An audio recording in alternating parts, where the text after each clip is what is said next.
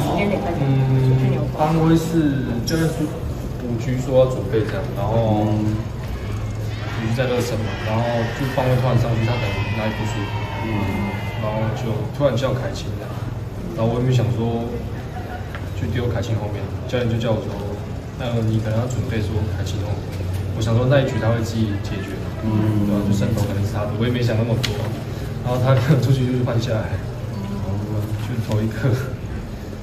拿胜投的。刚刚算了一下，你等了609天，有那么久吗？对，上一次，没想到会等这么久。没有就想说中继这个角色可能就是拿中继点这样，没有想过会拿胜投。其实算蛮有球威的投手，但是有时候表现落差会稍微比较大一点。自己觉得调整上的一些状况是。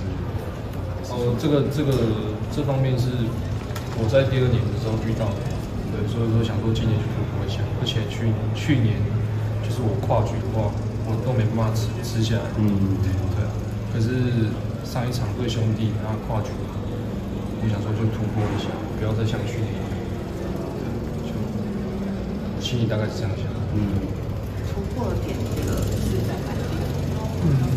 心态吧，就是不要想说，我就可能就投1局这样，就是能贡献几局就几局。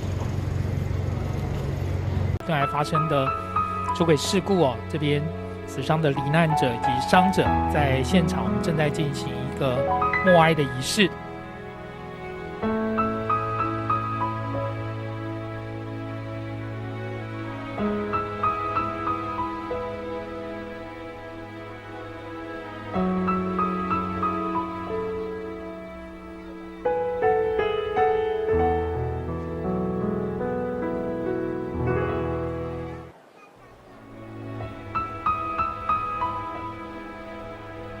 好的，谢谢两队球员，也谢谢。是那也谢谢两队球员，谢谢爸爸的休息。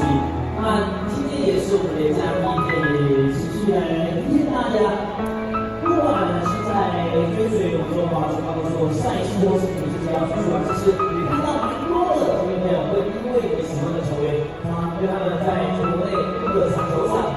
你有话想说却苦无发声的管道吗？你对事情有不同的见解，却无人倾诉吗？年轻学子们站出来，说出你们的想法，让我们听听年轻人的心声。闹辩风下，强力征求学生辨识，只要你敢说，我们就敢要。赶紧拍摄影片，然后发送到我们以下的信箱，就会有专人跟你联系。还有，别忘了订阅我们闹辩风向的 YT 频道，按赞，开启小铃铛，就不会错过我们精彩的辩论哦。各位朋友，闹辩风向，敢嘴就来辩。